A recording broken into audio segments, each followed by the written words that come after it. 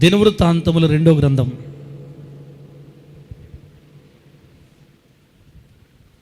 2వ దినవృత్తాంతముల గ్రంథం 20వ అధ్యాయం 20వ వాక్యం.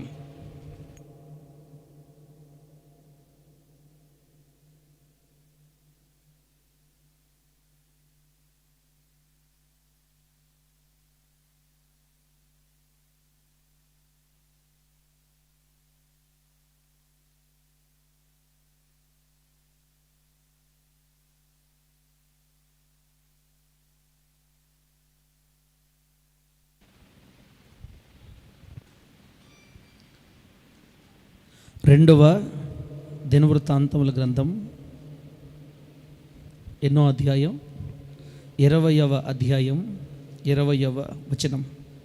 2 Chronicles చాప్టర్ 20 వర్స్ 20. నేను చదివే మాటలు గుర్తుపెట్టుకోండి. నేను చదివే మాటల్ని. మీ దేవుడైన యెహోవాను నమ్ముకునుడి, అప్పుడు మీరు స్థిరపరచబడుదురు. ఆయన ప్రవక్తలను నమ్ముకొనుడి, అప్పుడు మీరు కృతార్థులగుదురని చెప్పెను. మీ దేవుడైన యెహోవాను నమ్ముకొనుడి, అప్పుడు మీరు స్థిరపరచబడుదురు. ఆయన ప్రవక్తలను నమ్ముకొనుడి, అప్పుడు మీరు కృతార్థులగుదురు. చదివిన వాక్యాన్ని పరిశుద్ధాత్మ దేవుడు మనందరికి అర్థమగునట్లు బోధిస్తూ ఉన్నప్పుడు వింటున్నట్టు మనందరినీ వాక్యానుసారంగా ప్రభు దీవించి నీతిగల మార్గాలలో ప్రభు మనలందరినీ స్థిరపరచునుగాక. విశ్వాసపు ఒప్పుకోలు చదవాలి. మామూలుగా అయితే వాక్యం చదివేసాం, ఇంక చదవడంలే, వాక్యులకు వెళ్ళిపోతాం. ముందే చెప్పాలి, మీరు మతిమరుపు తండ్రికి గుర్తు చేసే ఒక్కరు కూడా లేరు, అందరు నాకంటే బాగుండారు. బిడ్డరా, యెహోషాపాతు రాజు యుద్ధానికి వెళుతున్న తన సైనికులకు బలాన్ని ఇవ్వడానికి మాటలు చెప్తున్నాడు. రాజు పేరు ఏం పేరు? యెహోషాపాతు రాజు. అమ్మోనీయులు, మోయాబీయులు, మెయోనీయులు, ఇలా 5 రకాల రాజ్యాలకు సంబంధించిన రాజు యుద్ధానికి వస్తే వాళ్ళ మీదకి యుద్ధానికి వెళ్ళేటప్పుడు మరి తన సైన్యానికి బలం కలగడానికి మాటలు చెప్తున్నాడు. నేను ఇంట్లో కూర్చుంటాను, మీరు యుద్ధానికి పోవడంలా ఆయన కూడా రెడీ అయ్యి యుద్ధానికి ముందుండి తన బిడ్డలతో ఈ మాట చెప్తున్నాడు తన సైనికులతోటి. యోధావార్లరా, నా మాట ఆలకించండి. మీ దేవుడైన యెహోవాను నమ్ముకోండి, అప్పుడు మీరు స్థిరపరచబడతారు. అంత మాత్రమే కాకుండా ఆయన ప్రవక్తలను నమ్ముకోండి. యెహోవా దేవుని ప్రవక్తలను నమ్ముకొనుడి, అప్పుడు మీరు కృతార్థులగుదురు అని చెప్పి వారిని యుద్ధాన్ని తీసుకొని వెళ్ళాడు. ఎందుకు ప్రవక్తని నమ్ముకోండి, దేవుణ్ణి నమ్ముకోండి అని అన్నాడంటే, ఆ పై వచనాలు చదివితే హలో ఈయనేదే అరగంట మర్యాదగా వినండి. ఇంకా ప్రేమే, షార్ట్లే. మళ్ళీ కోపం వచ్చిందంటే నాకు, కానీ నాకు కోపం తిప్పిబాకండి మర్యాదగా అని ఎవరినన్నా తెలుసా? వాళ్ళకే నాకే తెలుసు, మిమ్మల్ని అందరం కాదు. ఎందుకు ఆయన మాట అనాల్సి వచ్చింది? మరి యెహోషాపాతు గారు అంటే పైకి వెళితే మనం బైబిల్ గ్రంథం చదివితే అక్కడే పైన చూడండి, ఆ జనాభాను చూసి, ఆ సైన్యాన్ని చూసి యెహోషాపాతు గారికి భయం వచ్చేసింది.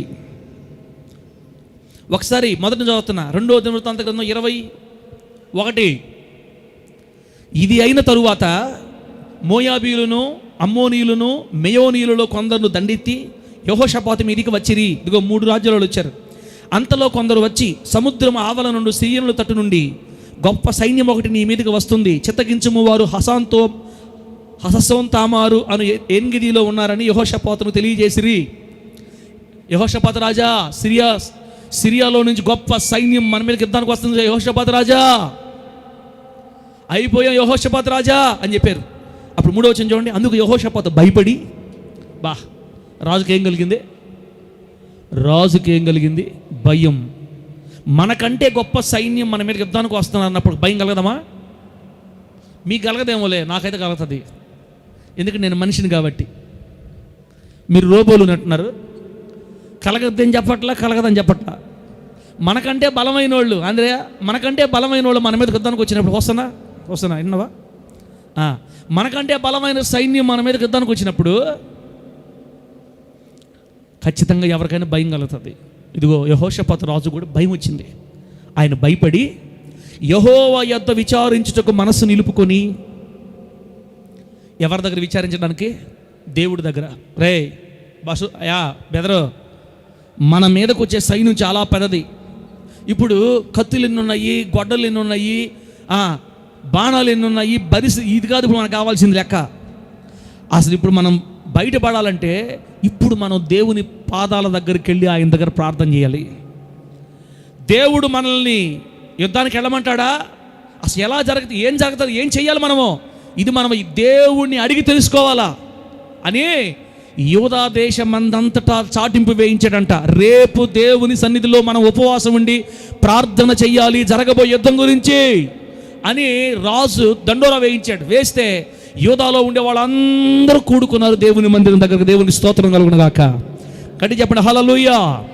3వ వచనం ఏముంది? అందుకు యెహోషాపాతు భయపడి యెహోవా యొద్ద విచారించుటకు మనసు నిలుపుకొని యూదా అంతటా ఉపవాస దినం ఆచరింపవలని చాటింపగా, యూదా అంతటా ఉపవాస దినం ఆచరించాలి అని చాటించాడంట. యూదా వారు యెహోవా వలన సహాయమును వేడుకొనుటకై కూడుకున్నారు దేవుని మందిరం దగ్గరికి. యెహోవా యొద్ద విచారించుటకు యూదా పట్టణం అంటిలో నుండి జనులు వచ్చిరి. ఎక్కడికి? యెరూషలేము దేవుని మందిరం దగ్గరికి. 5వ వచనం, యెహోషాపాతు యెహోవా మందిరములో క్రొత్త శాల ఎదుట సమాజముగా కూడిన యూదా యెరూషలేము జనుల మధ్య నిలువబడి ప్రార్థన చేయడం స్టార్ట్ చేశాడు. అందరూ మందిరం దగ్గర చేరొచ్చారు. వందల వేల మంది కూడొచ్చారు. వాళ్ళందరి మధ్యలో రాజు అయిన యెహోషాపాతు చేతులు పైకెత్తి ప్రార్థన చేస్తున్నాడు. ఇప్పుడు ఏమన్నా తెలుసా?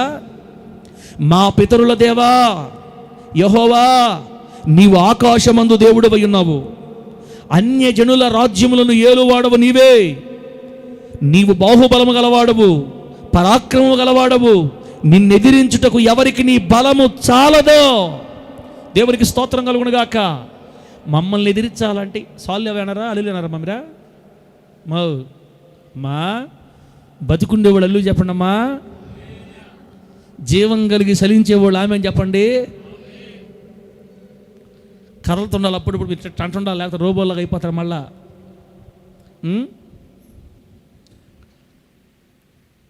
ఎవరికైనా మనల్ని నాశనం చేయగలుగుతారు, మనుషుల్ని మనల్ని ఎదిరించవచ్చు, మనల్ని ఓడించవచ్చు.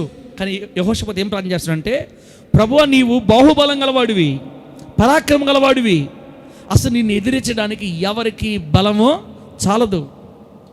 నీ జనులైన ఇశ్రాయేలు ఎదుట నుండి 7వ వచనం, నీ జనులైన ఇశ్రాయేలు ఎదుట నుండి ఈ దేశపు కాపురస్తులను తోలివేసి నీ స్నేహితుడైన అబ్రహాము యొక్క సంతతికి దీనిని శాశ్వతముగా ఇచ్చిన మా దేవుడవు నీవే. అయ్యా అబ్రహాముకు వాగ్దానం, మీ స్నేహితుడైన అబ్రహాముకు వాగ్దానం చేసి ఆయన సంతానమైన మాకు ఈ దేశాన్ని శాశ్వతంగా ఇచ్చిన దేవుడవు నీవే. నువ్వు బహుబలం గలవాడివి, పరాక్రమ గల దేవుడివి, నీకు ఎదురు నిలవటం ఎవరో? అయితే ప్రభువా 8వ వచనం, మా సంతానం మేము అందులో నివాసము చేసి, ఏది ఈ పట్టణంలో మేము నివాసం చేస్తున్నాం, కీడైనా యుద్ధమైనా కీడైనను యుద్ధమైనను తీర్పైనను తెగులైనను కరువైనను మా మీదకి వచ్చినప్పుడు మేము ఈ మందిరం ఎదుటను నీ ఎదురు నిలువబడి మా శ్రమలో నీకు మొరపెట్టిన ఎడల నీవు ఆలకించి మమ్మును రక్షించుదు అని అనుకుని ఇచ్చట నీ నామ ఘనత కొరకు ఈ పరిశుద్ధ స్థలమును కట్టించిరి. నీ పేరు ఈ మందిరమునకు పెట్టబడిన కదా. దేవునికి స్తోత్రం కలుగును గాక. గట్టి చెప్పండి హల్లెలూయా. సొలొమోను గారు మందిరం కట్టించింది దేనికంట? మన దేశం మీదకి ఎవరైనా యుద్ధానికి వస్తే, యుద్ధానికి పోయే ముందుగా మీరు అందరూ ఈ మందిరం వైపు తిరిగి ప్రార్థన చేస్తే, ఆకాశమందున్న దేవుడు ఈ మందిరం వైపు తిరిగి మీరు చేసిన ప్రార్థన విని ఆలకించి ఆ యుద్ధములో మీకు దేవుడు జయమిస్తాడు. అందుకే ఈ మందిరం కట్టిస్తున్నాం. మన దేశం మీద తెగులు వచ్చినా, కరువు వచ్చినా, ఖడ్గం వచ్చినా, ఏమొచ్చినా మీరు ఈ మందిరం వైపు తిరిగి ప్రార్థన చేస్తే దేవుడు ఈ ప్రార్థన ఆలకిస్తాడు అని సొలొమోను గారు ప్రార్థన చేశాడు ఆ రోజుల్లో. ఇప్పుడు అదే గుర్తు చేస్తున్నాడు ఈయన. అయ్యా మా పితరుల్లో ఈ మందిరం కట్టించిందే, మా మీదకి ఏదైనా దాడి చేసినప్పుడు మేము నీ ముందు నీ ఎదుటి నిలబడి ఈ మందిరం వైపు తిరిగి ప్రార్థన చేస్తే నువ్వు మా ప్రార్థన ఆలకించి మమ్మల్ని ఆదుకుంటావని ఈ స్థలాన్ని కట్టించారు, ఈ మందిరం కట్టించారు. ఈ మందిరానికి నీ పేరు పెట్టబడింది. తర్వాత 10వ వచనం, ఇజ్రాయేలీలు ఐగుప్తులో నుండి వచ్చినప్పుడు నీవు వారిని అమ్మోనీయులతోనూ మోయాబీలతోనూ సేయిరు అనే నివాసులతోనూ యుద్ధము చేయనీయలేదు గనుక ఇశ్రాయేలీలు వారిని నిర్మూలము చేయక వారి యొద్ద నుండి తొలగిపోయిరి. అయ్యా, మా పితరులను నువ్వు అరణ్య మార్గులు తీసుకొచ్చేటప్పుడు అమ్మోనీయులు అడ్డొచ్చారు. ప్రభువా ఏసేమంట వెళ్ళే అంటే వద్దురా వాళ్ళు మీ తమ్ముళ్ళే, లోతు పిల్లల వాళ్ళు ఏం చేయొద్దన్నారు అన్నావు, నువ్వు వదిలేసాం. మోయాబీలు అడ్డొచ్చారు. ప్రభు ఏసేమంటావా, వద్దు వాళ్ళని తమ్ముడు బిడ్డలు అంటే వదిలేసాం. ఎదోమీయులు వచ్చారు, ఏసేమంటావా, వద్దు అని చెప్పావు, వదిలేసాం. ఈరోజు ఎవరినైతే మేము వదిలేసామో ఇప్పుడు వాళ్ళు మమ్మల్ని నశింపజేయాలని, సంహరింపజేయాలని వాళ్ళే ఒక పెద్ద సైన్యమై మా మీదకి వస్తున్నారయ్యా. మేము ఎవరినైతే నిర్మూలన చేయకుండా మీ మాటను బట్టి వదిలేసామో వాళ్ళే మా మీదకి వస్తున్నారు. ఇప్పుడు 11వ వచనం, మేము స్వతంత్రించుకొనవలనని నీవు మాకిచ్చిన ఈ స్వాస్థ్యములో నుండి మమ్మును తోలివేయుటకై వారు బయలుదేరి వచ్చి మాకు ఎట్టి ప్రత్యుపకారం చేయుచున్నారో దృష్టించుము. మా దేవా, నీవు వారికి తీర్పు తీర్చవా? మా మీదికి వచ్చి ఈ గొప్ప సైన్యముతో యుద్ధము చేయుటకు మాకు శక్తి చాలదు, ఏమి చేయుటకు మాకు తోచదు, నీవే మాకు దిక్కు అని ప్రార్థన చేసెను. దేవునికి స్తోత్రం కలుగును గాక. యెహోషాపాతు రాజు చేసిన ప్రార్థనకు చప్పట్లు కొట్టండి, కొట్టగట్టుగా. హల్లెలూయా, ఆమేన్, ఆమేన్, హల్లెలూయా, ప్రైజ్ లార్డ్, గ్లోరీ, ఆమేన్. ఆన్లో ఉండండి. ఎంత మంచి ప్రార్థన చేశాడు నిజంగా. అరటి పండు ఒలిచి నోట్లో పెట్టడం ప్రార్థన. ఈ దేశాన్ని నువ్వే మాకు ఇచ్చావు తండ్రి, నువ్వు పరాక్రమ గల దేవుడి, బాహుబలం గల వాడివి. నేను ఎదిరించి ఎవరి ధైర్యం సరిపోద్ది? మా పితరులను తీసుకొని వచ్చావు, ఈ దేశం మాకు ఇచ్చావు, మేము కాపురం ఉన్నావు. నువ్వు ఎవరినైతే వదిలేయమన్నావో వాళ్ళు మా మీదకి వచ్చారు. ఇప్పుడు వాళ్ళని ఎదిరించడానికి మాకు శక్తి, వాళ్ళని ఎదిరించడానికి మాకు శక్తి. మీలో కొంతమంది ఎడ చూస్తున్నారంటే వాళ్ళెవరో ఎదిరించుకుంటే, వీళ్ళెవరో కొట్టుకుంటే, నువ్వు ఇప్పుడు మా తలకాయ తినకపోతే ఏంది? వాళ్ళు ఎవరో ఎదిరించుకున్నారు, వాళ్ళు ఎవరో కొట్టుకున్నారు, ఎందుకు మాకేం చెప్తున్నావు నువ్వు? హలో బిడ్డ, కుమార్తె, కుమారుడా, మళ్ళీ పాయింట్లో తీసుకుపోయిన దాకా మీకు నేను ఏం జరిగింది చెప్పాలి, అప్పుడు మీకు ఆ విషయం అర్థమవుతాయి. లేకపోతే డైరెక్ట్గా పాయింట్ తీసుకెళ్ళిపోతే మీకు బాగుండదు. వెనక జరిగింది చెప్పి తర్వాత చెప్తే మీకు బాగా అర్థమవుద్ది. మిమ్మల్ని పాయింట్కి తీసుకెళ్తున్నా. యెహోషాపాతు చేసిన ప్రార్థన పరలోకమందున్న దేవుని చెవులు చొచ్చుకుపోయింది యేసు నామములో. ఒక్క నిమిషంలో యెహోషాపాతు ప్రార్థన దేవుడు విన్నాడు. ఇప్పుడు మనం చదివిన ప్రార్థన ఎంతసేపు చేస్తుంటాడు చెప్పండి? ఎంతసేపు చేసి ఉంటాడు? ఒక 3 నిమిషాలు, ఒక 2 నిమిషాలు, అంతే కదా? 5 నిమిషాలు వేసుకోండి, 10 నిమిషాలు వేసుకోండి. ఒక 10 నిమిషాలు చేసిన ప్రార్థన, ఇశ్రాయేలులందరూ ఏడ్చి కన్నీళ్లతో చేసిన ప్రార్థన, ఉపవాసం ఉండి చేసిన ఆ చిన్న ప్రార్థన పరలోకంలో గింగురుమని మోగింది. దేవుని స్తోత్రం కలుగును గాక.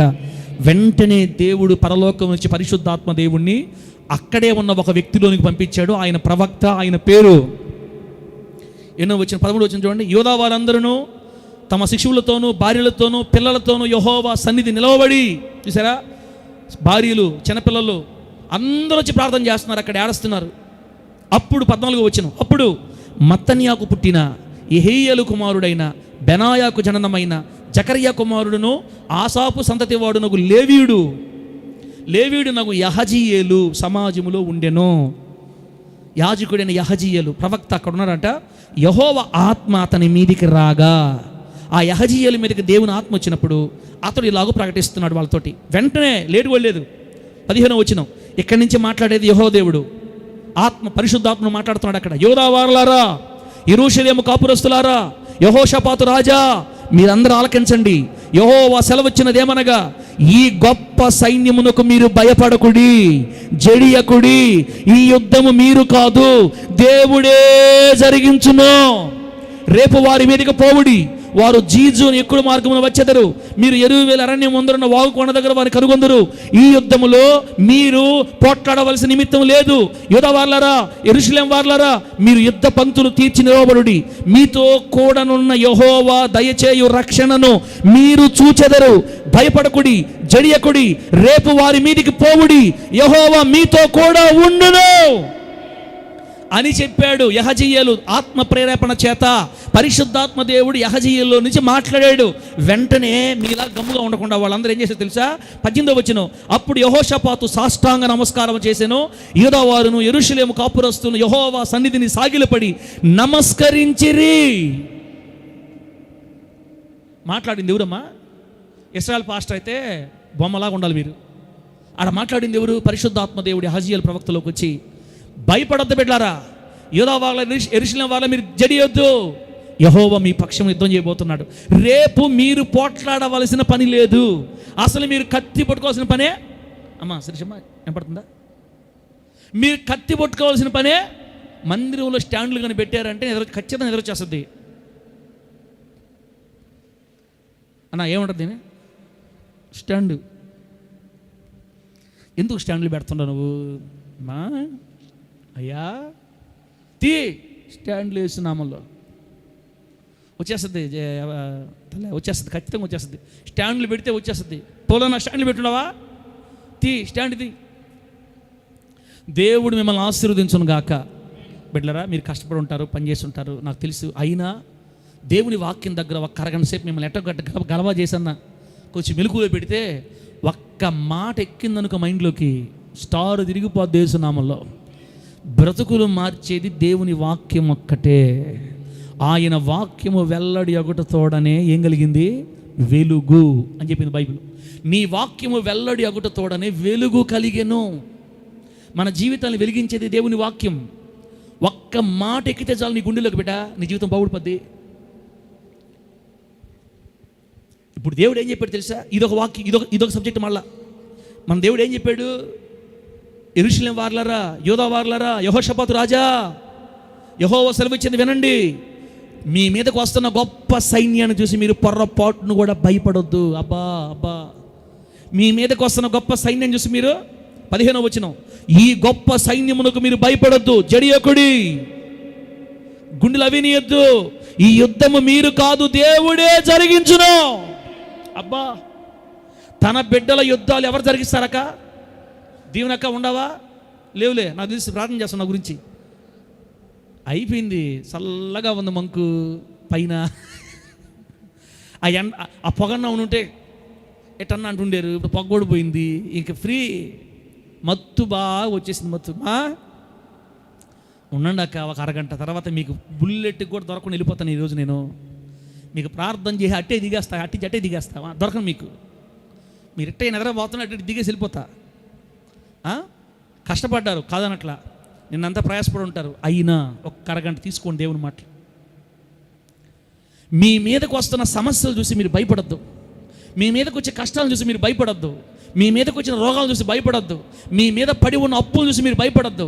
మీ మీద ఎగసి వస్తున్న శత్రువులు చూసి భయపడద్దు. మీ మీదకి వచ్చు వాళ్ళు ఎంత గొప్పవారైనా, ఎంత పెద్దవైనా, ఎంత పెద్ద సమస్యలైనా వాటిల్ని చూచి మీరు భయపడవద్దు. జడియకుడి. మీరు కాదు యుద్ధం చేసేది, మీ పక్షాన దేవుడే చేయబోతున్నాడు. ఇశ్రాయేలులారా, ఓ హోలీ చర్చ్ మినిస్ట్రీ విశ్వాసులారా, మీ మీదకి వచ్చిన సమస్యలతో యుద్ధము దేవుడు చేయబోతున్నాడు. మీరు భయపడొద్దు, జడియకుడి. అంటే ఎట్టుండాలా? అవునులే, నిజమే. మైకు ఒకటి ఉంది, చెప్తా ఉంటావు, అరుస్తూ ఉంటావు. ఆ బైబిల్ ఒకటి రాసి ఉంటారు, మాకు చెప్తా ఉంటావు. అన్నావంటే నిన్ను మార్చే, ఇక నీ జన్మ మారే సమస్య లేదు. ఇక ఈ మాటలు నీ గుండెలోనికి దూసుకొని పోవును గాక, మెదడులోకి దూసుకొని పోవును గాక, కిడ్నీల్లోకి దూసుకొని పోవును గాక, గుండెల్లోకి దూసుకొని పోవును గాక. దేవుని మాట కిడ్నీలోకి పోవాలా, హృదయంలోకి పోవాలనా? మన వీళ్ళు స్కిట్ వేశారు పాపోళ్ళు. పాస్టర్ గారు మీరు చెప్పిన మాట డైరెక్ట్గా నా కిడ్నీలోకి వెళ్ళిపోతున్నాయండి. అవును పాస్టర్ గారు, నా కణతల్లోకి పోతున్నాయి పాస్టర్ గారు. అమ్మా దేవుని వాక్య కణతల్లోకి, కిడ్నీలోకి కదమ్మా, హృదయంలోకి పోవాలమ్మా. తీసుకోండి ఒక మాట. మీ మీదకి వచ్చే శ్రమలు ఎంత గొప్పవైనా బిడ్డ, దేవుడు చెప్తున్నాడు, ఆ గొప్ప సమస్యలు చూసి, పెద్ద పెద్ద కష్టాలు చూసి, కన్నీళ్ళు చూసి, వేదన, అసమాధానం, రోగాలు, బాధలు, వ్యాధులు చూసి, శత్రువులు చూసి, కోర్టు కేసులు చూసి, గొడవలు ఎన్ని చూసి భయపడొద్దు. మీరు కాదు, యెహోవాయే మీ పక్షాన యుద్ధం చేయబోతున్నాడు. రేపు యుద్ధానికి వెళ్ళండి, యుద్ధానికి వెళ్ళి వరుస నిలబడండి, కత్తులు పట్టుకోండి, కత్తులు పట్టుకోండి కానీ మీరు ఏం చేయబల్లే, మీరు మౌనం నిలబడండి. ఈ యుద్ధంలో మీరు పోట్లాడవలసిన నిమిత్తం లేదు. పలానా దగ్గర వాళ్ళు వస్తారు, మీరు నిలబడండి. రేపు యెహోవా మీకు దయచేసే రక్షణని మీరు కన్నులారా చూస్తారు. యేసు నామములో మీతో కూడా యెహోవా దేవుడు ఉన్నాడు. అప్పుడు వాళ్ళు సాగిలపడి నమస్కారం చేశారు, గుండెలు బాదుకొని కన్నీళ్లతో స్తుతులు చెప్పారు. వందనాలు తండ్రి అని అందరు బయలుదేరి వెళ్ళిపోయారండి. బిడ్డలారా, అందరు బయలుదేరి ఇప్పుడు యుద్ధానికి పోతున్నారు. యుద్ధానికి పోయేటప్పుడు 19వ వచనం యెహోషాపాతు ఏం చేశాడు తెలుసా? 19వ వచనం, ఎట్లాగో మనం కత్తులు ఆడిచ్చే పని లేదు కాబట్టి, ఏయ్ లేవీలారా, సేవకులారా, ఓ దైవజనులారా. 19, కహాతీయుల సంతతి వారునగు, కోరహీయుల సంతతి వారునగు లేవీలు నిలువబడి గొప్ప శబ్దంతో ఇశ్రాయేలు దేవుని యెహోవాను స్తుతించిరి. బిడ్డలారా, తర్వాత 21 చూడండి. మరియు అతడు జనులను హెచ్చరిక చేసిన తర్వాత యెహోవాను స్తుతించుటకు గాయకులను ఏర్పరిచి వారు పరిశుద్ధాలంకారం ధరించి సైన్యం ముందర నడుచుచు, చూడండి, సైన్యము ముందర నడుచుచు యెహోవా కృప నిరంతరముండును, ఆయనను స్తుతించుడి అని స్తోత్రము చేయుటకు వారిని నియమించను. వారు పాడుటకును స్తుతించుటకును మొదలు పెట్టగా యెహోవా యూదా వారి మీదకి వచ్చిన అమ్మోనీయుల మీదను, ఈ మోయాబీల మీదను, షేయిరు మన్యవాసుల మీదను మాటుగాండును పెట్టాను కనుక వారు హతులైరి. ఎలా హతులయ్యారు? అమ్మోనీయులు, మోయాబీలు ఏం చేశారంటే, ఫస్ట్ షేయిరు మన్య నివాసులు బొత్తికి చంపేశారంట. చంపేసి నిర్మూలన చేయవాలని పొంచి ఉండి వారి మీద పడిరి. వారు షేయిరు కాపురస్తులు కడముట్టించిన తర్వాత, అంటే ఏదో మీరు అయిపోయారు. ఇప్పుడు మళ్ళా మోయాబీలు, అమ్మోలు ఒకరినొకరు పొడుచుకుంటారు. మళ్ళీ ఒకరినొకరు చంపుకుంటారంట. తమలో ఒకరినొకరు చంపుకుంటూ మొదలుపెట్టిరి. యూదావారు అరణ్యమందున్న కాపురుల దుర్గము దగ్గరకు వచ్చి సైన్యంతో చూడగా వారు శవములై నేలపడి ఉండిరి, ఒక్కడును తప్పించుకోలేదు. చప్పట్లు కొట్టి అర్థమైతే గట్టిగా హల్లెలూయా. ఎట కాదు కూడా హల్లెలూయా ఆమేన్. మీకు అర్థం కాల? నాకు అర్థమైంది. మీకు అర్థం కాల? అర్థమైతే ఇంకా గట్టి కొడతారు మీరు. అమ్మా, దేవుడేమో నీకేం కాదు పోరా, నేను చూసుకుంటాను, నేనున్నా నీ పక్షం, భయపడి దిగులు పడదని చెప్పాడా? యెహోషాపాతు ఏం చేశాడంటే, ఒరే ఎట్లాగో మనం కత్తులు ఆడిచ్చే పని లేదు కాబట్టి దైవజనుల్ని మనం ముందు పెట్టుకుందాం. ఆమె చెప్పండి గట్టిగా. ఎవరినే? పాడుటకును, స్తుతించుటకును, పాటలు పాడే వాళ్ళని, ఆరాధించే వాళ్ళని, గాయకుల్ని మన సైన్యానికి ముందర. ఏమ్మా, సైన్యం ముందర పెడితే కత్తులు ఊరి మీద పడతాయి. ఫస్ట్ పాటలు పాడే కత్తులు పడాలా? ఏమన్నా మైండ్ ఇదే అంటే పాస్టర్లు అయిపోవాలి ఫస్ట్. ఏదైనా కత్తి పడితే ఫస్ట్ పాస్టర్లు వేసి, పాస్టర్లు వేసిన పాటలు పాడేవాళ్ళని వేసిన తర్వాత, బిడ్డలారా, ఆరాధించే వారిని సాతానుగాడు ఏమీ చేయలేడు. ఆమె చెప్పండి గట్టిగా. ఆరాధన మన ఇంట్లో ఉంటే నీ జీవితంలో ఆరాధన, ఇందాక మనం చేసాం కదా, పాటలు పాడి స్తుతించి. అందుకే చప్పలు కొడతాం. ఎందుకంటామంటే పాటలు పాడుతూ, స్తుతిస్తూ, కేకలేస్తా, చప్పలు కొడతా ఉన్నప్పుడు దేవుని శక్తి దిగతది యేసు నామములో మన మీదకి. అది మనది సైలెంట్గా ఉండే మందిరం కాదు, మనది ధ్వని, కేకలు. ఎందుకు? దేవుని శక్తి దిగే టైం అది. దేవుని శక్తి దిగాలంటే యెహోషాపాతు సైన్యులాగా మనం కూడా పాటలు పాడి కేకలేయాలా. ఎంత చక్కని మాటో, ఎంత చక్కని మాటో. పాస్టర్లను ముందు పెట్టాడు. పరిశుద్ధాలంకాలు ధరించి వాళ్ళు ముందు నడుస్తున్నారు. ముందు నడుస్తా వాళ్ళు ఏమంటున్నారు తెలుసా? యెహోవా కృప నిరంతరం ఉండును, ఆయన స్తుతించుడి అని పాట పాడుతున్నారంట. 22వ వచనం, వారు పాడుటకును స్తుతించుటకును మొదలు పెట్టగా. అంతే, వాళ్ళు పాటలు పాడుతున్నారు, స్తుతిస్తున్నారు, మొదలు పెట్టారండి. అమ్మా, అదిగో వాళ్ళందరూ కనపడుతున్నారు శత్రువులు. వీళ్ళు ఇక్కడ నిలబడ్డారు వరుసగా, ఈ కత్తులు పట్టుకున్నారు పేరుకే. వీళ్ళ ముందు ఎవరున్నారు? పాటలు పాడి ఉన్నారు. ఒరే బావా, ఏమన్నా కానీ తేడా వచ్చిందని ఫస్ట్ కత్తి ఊరుకురా. ఒరే పాటలు పాడే వాళ్ళు మనల్ని పెట్టేసారు, కత్తుల్లో మన దగ్గర. దేవుడు మాట ఇస్తే తప్పడరా. పాడు పాట. ఏం పాట పాడాలరా? ఏమన్నా ఏ పాట పాడదాం? ఇది దుఃఖ రాగం పాడదామా? నీవు లేని అబ్బా, దేవుడు ఏం చెప్పాడు మనకే? దుఃఖ రాగాలు పాడకూడదు, ఆనంద రాగాలు పాడాలి. ఎట్రా కత్తులు వస్తున్నారా? మన పక్షాన్ని ఉండేది ఎవర్రా? ఒరే నువ్వేమో అంత బలి విశ్వాసంలో ఉండవు. ఒరే నువ్వు రా ముందుకి, నేను వెనకపోతా. ఫస్ట్ కత్తి పడితే నీ మీద పడద్ది. ఒరే వాళ్ళు వచ్చేసి రా బావా, వాళ్ళు వచ్చి పాట పాడరా నువ్వా. నీకు అసాధ్యమైనది లేదు యేసయ్యా, పెట్టు. నీకు సాధ్యము కానిది లేనే లేదయ్యా అని పాడటానికి మొదలు పెట్టారంట. అంతే, వాళ్ళు పాడుటకును స్తుతించుటకును మొదలు పెట్టగా అమ్మోనీయుల మీద, మోయాబీయుల మీద, మెయోనీయుల మీద, యోదెమీయుల మీద దేవుడు ఆల్రెడీ మాటుగాండ్రని సెట్ చేశాడంట. ఆమె చెప్పండి గట్టిగా, గట్టిగా చప్పట్లు కొట్టు. హల్లెలూయా, హల్లెలూయా, హల్లెలూయా, హల్లెలూయా, ఆమేన్. వీళ్ళు పాటలు పాడుతానే ఉన్నారు. మాటుగాండ్రని సెట్ చేశాడు దేవుడు. మాటుగాండ్రు ఎవరో తెలుసా? మనుషులు కాదు, పరలోకంలో ఉన్న సేన, దేవుని సేన, దేవదూతల సమూహాన్ని ఆల్రెడీ ఏర్పాటు చేస్తే ఈ దేవదూతల సైన్యంలోకి వచ్చి, ఊరికి శత్రు సైన్యంలోకి వచ్చి, బాగానండి, యుద్ధానికి ఇశ్రాయేలు మీదకి 3 రాజ్యాలు వచ్చారు. ఒకరు అమ్మోనీయులు, 2 మోయాబీలు, వీళ్ళిద్దరు లోతు కొడుకులు, 3 ఆయన యాకోబు గారా ఇస్సాకు గారి పెద్ద కొడుకు ఎవరు? ఏశావు సంతానం ఎదోమీలంటే, మేయోమీలంటే వీళ్ళు 3 కలిసి వచ్చారు. ఇప్పుడు దేవుడు ఏం చేశాడంటే ఈ అమ్మోనీయులకి మోయాబీలకి ఈ ఎదోమీలు ఉన్నారే, వీళ్ళు ఎట్లా కనపడుతున్నారు తెలుసా? ఇశ్రాయేలులా కనపడుతున్నారు అంటాడు కళ్ళకి. ఏనమ్మా ఏందా? దేవుడు మాటుగాండ్రను వాళ్ళ మీద పెడితే తమతో వచ్చిన వాళ్ళే శత్రువు కనపడుతున్నారు. ఇప్పుడు రే ఇటుకరా వచ్చేసాడు రా, పడు రే బావా, నేను బావా కస ఆడరా నా బావ, నువ్వు ఏంది వాళ్ళే పొడుచుకో. అమ్మోనీయులు మోయాబీలు ఎవరిని పడుతున్నారు? ఇప్పుడు ఏదో వీళ్ళు పడుస్తున్నారు. చూసుకోండి, వీళ్ళు పాటలు పాడుకుంటున్నారు, నీకు అసాధ్యమైనది లేదు. ఇట్లా చూస్తే పొడుచుకుంటా ఉంటారు. రే బావా, అబ్బా ఏం జరిగిపోతారు బావా, గట్టి పాట గట్టిగా, నీకు అసాధ్యమైనది లేదు. పొడుస్తా ఉన్నారు. వీళ్ళు మామూలుగా పాటలు పాడుకుంటున్నారమ్మా, వీళ్ళు స్తుతిస్తున్నారమ్మా. ఆడ గత గత గత కాసా దిగిపోతున్నాయి కత్తులు. బాగానండి, అమ్మోనీలు మోయాబీలు కలిసి ఎవరిని చంపేశారు? ఇప్పుడు ఎవరు చంపేశారు? సుబ్బారావునే. ఏందన్నమాట చెప్తున్నారు మీరు? ఏదోమీలు చంపేశారు. ఏదోమీలు అయిపోయిన తర్వాత ఎంతమంది మిగిలారు? 2 జాతుల వాళ్ళు, అమ్మోనీలు మోయాబీలు. వీళ్ళు ఎప్పుడైతే ఫైనల్ అయిపోయారో మళ్ళీ మాటుగాండ్రు ఏం చేశారంటే ఏలకెలకి మళ్ళీ పెట్టి ఏలకెలకి ఏంది అమ్మోనీయులకి మోయాబీలు శత్రువులు కనపడుతున్నారు, మోయాబీలకి అమ్మోనీయులు ఇశ్రాయేల్లో కనపడుతున్నారు. రే ఇటుకోరా, ఒరే పెదనాయన నేను పెదనాయన ఇప్పుడు బిడ్డరా, మీరు వింటారో లేదో, కొన్ని గంటల పరిధిలో అలా ఒక్కరినొక్కరు వాళ్ళే పొడుచుకొని చచ్చిపోయారంట. బైబిల్ రాయబడిందన్నమాట. నేను చెప్పానా? బైబిల్లో ఉందా? ఒకసారి చదవండి, అమ్మా చదవండి. 22వ వచనం. వారు పాడుటకును పాటడి పెడతలే కరెక్ట్ రావాలి, మ్యూజిక్ రాకూడదు, పాట రావాలా. వారు పాడుటకును స్తుతించుటకును మొదలు పెట్టగా యెహోవా యూదా వారి మీదకి వచ్చిన అమ్మోనీయుల మీద, మోయాబీల మీద, షేయిరు మన్యవాసుల మీద మాటుగాండ్రను పెట్టాను కనుక వారు హతులైరి. ఎట్లాగా? అమ్మోనీయులు మోయాబీలు ఏం చేశారంటే ఫస్ట్ షేయిరు మన్య నివాసులు అంటే ఎదోమీయులను బొత్తిగా చంపేశారు.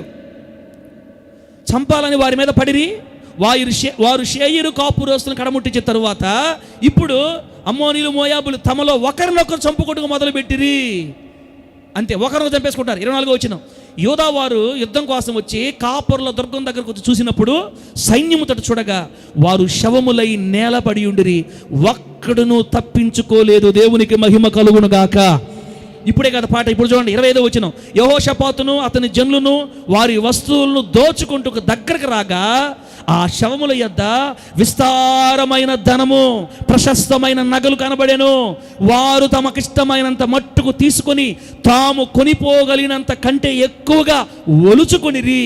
కొల్ల సొమ్ము అతి విస్తారమైనందున దానిని కూర్చుటకు 3 దినములు పట్టెను. 4వ దినమున వారు బెరాకా లోయలో కూడిరి. అక్కడ వారు యెహోవాకు కృతజ్ఞతాస్తుతులు చెల్లించినందున నేటి వరకు ఆ చోటికి బెరాకా లోయ అని పేరు. 27. ఈలాగు యెహోవా వారి శత్రువుల మీద వారికి జయమును గ్రహించి వారిని సంతోషపరచెను గనుక యెరూషలేమునకు ఉత్సవముతో మరలవలెనని యూదా వారు యెరూషలేము వారు వారందరికి ముందు యెహోషాపాతును సాగి వెళ్ళిరి. దేవునికి మహిమ కలుగును గాక. మీకు అర్థమైందా అమ్మా? ఆమె అర్థం కాలా? వాళ్ళ కోళ్ళే కొట్టుకుని ఏమైపోయారు? ఒక్కడ మిగలలేదంట, మొత్తం చచ్చిపోయారు. శాంతక్క, వరుగున శాంతక్క మొత్తం చచ్చిపోయారు, ఒక్కడ మిగల్లా. ఇశ్రాయేలు ఏమైనా కత్తితారా? యెహోషాపాతును కత్తి తిప్పాడా? ఒక బాణమో ఏమిలే. ఏం చేశారు వాళ్ళు? నీకు అసాధ్యమైనది లేదు. కాదు, ఏంది చూసారు? 2 ఒకే పదాలు ఉండటం వల్ల మైండ్ రావట్లేదు. పాట పాడటం స్టార్ట్ చేశారు అంతే. యెహోవా దేవుడు వారి పక్షాన్ని యుద్ధం చేసి మాటుగాండ్రని పెట్టి వాళ్ళ ఎంతలే చెప్తున్నాను. మన కంటికి శత్రు గొప్ప కనపడతారు.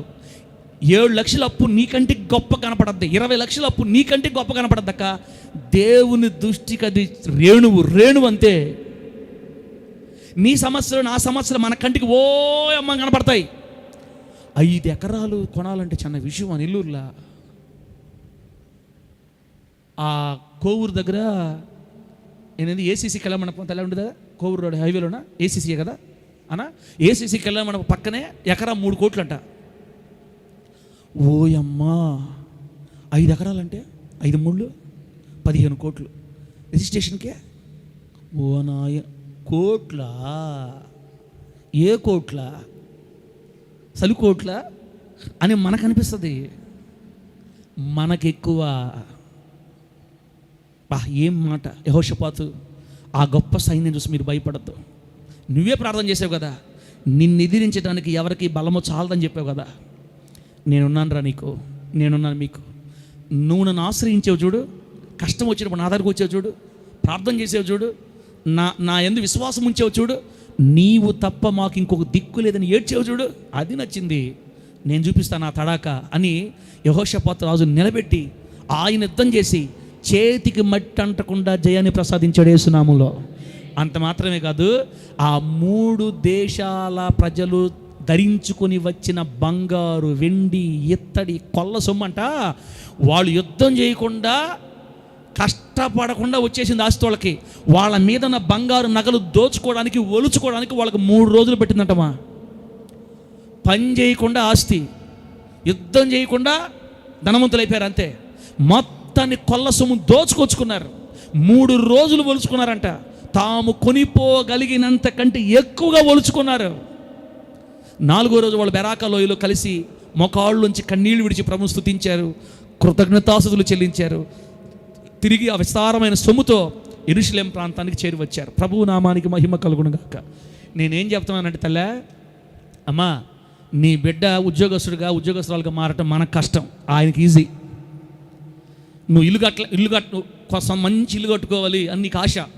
ఓయమ్మ నాయనో అని నీకు, ఆయనకి కాదు. ఒక మంచి బైక్ కొనుక్కోవటం, ఓ నాయనో నీకు, ఆయనకి కాదు. ఒక కారు కొనాలి, అబ్బా అసలు ఆ మాట అనబాకు, నీకు అది, ఆయనకి కాదు. మనం మన పరిస్థితులను బట్టి మనం ఆలోచించి వాటిని కష్టం అనుకుంటాం. ప్రభు చెప్తున్నాడు, నాకు అసాధ్యమైంది ఏది లేదు ఈ భూమి మీద. బిడ్డను నా దగ్గరకు వచ్చావు కాబట్టి నేను చేస్తానమ్మా.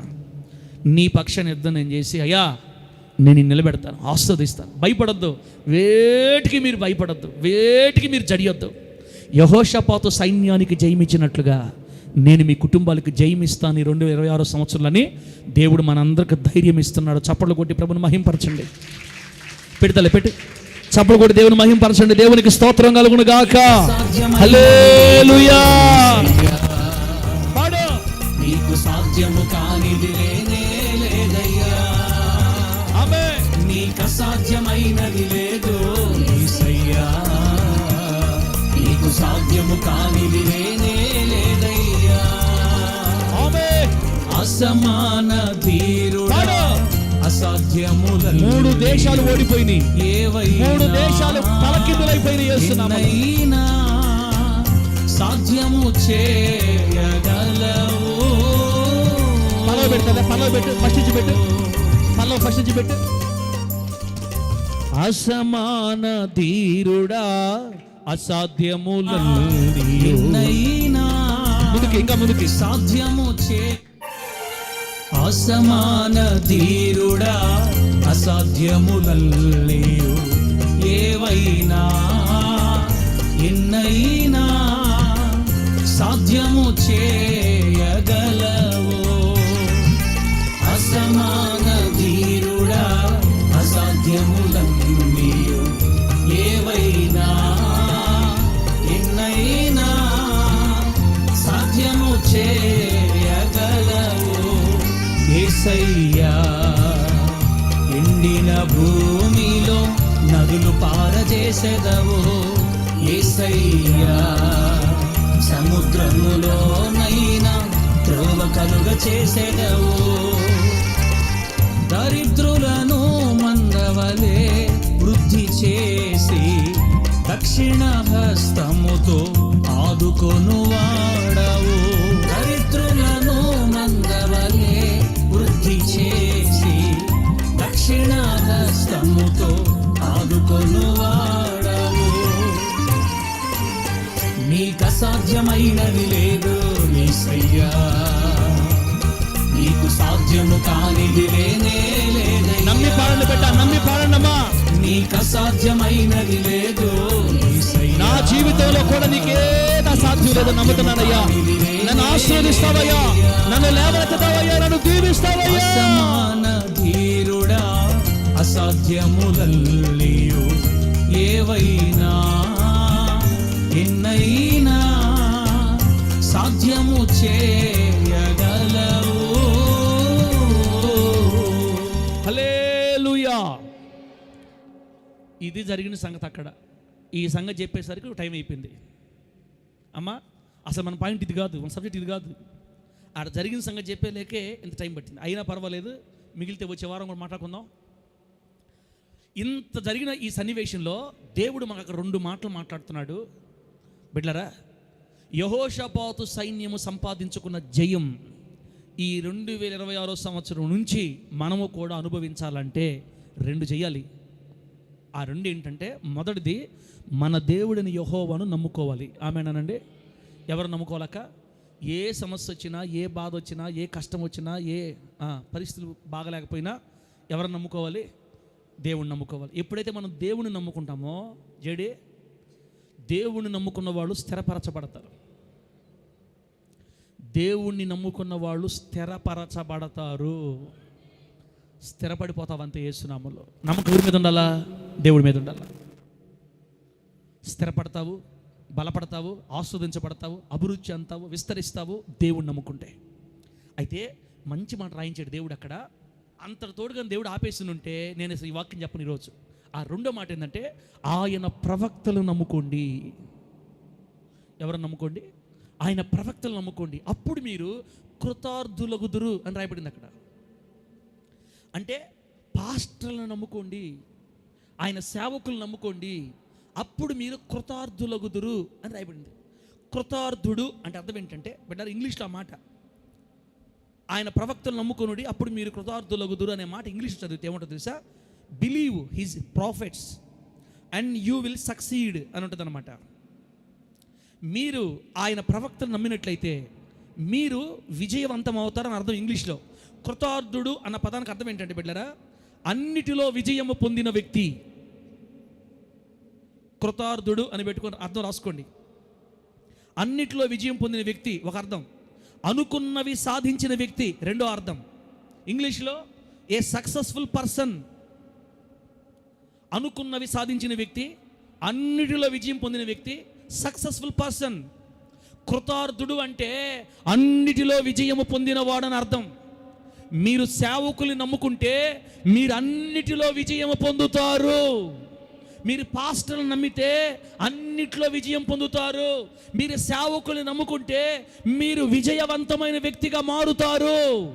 మందిరంలో నిద్రపోతే, మందిరంలో తూగితే, మందిరంలో కళ్ళు మూస్తే డాష్, నేను చెప్పను ఇంకా, ఆడ మీరు రాసుకోండి ఏం కావాలో.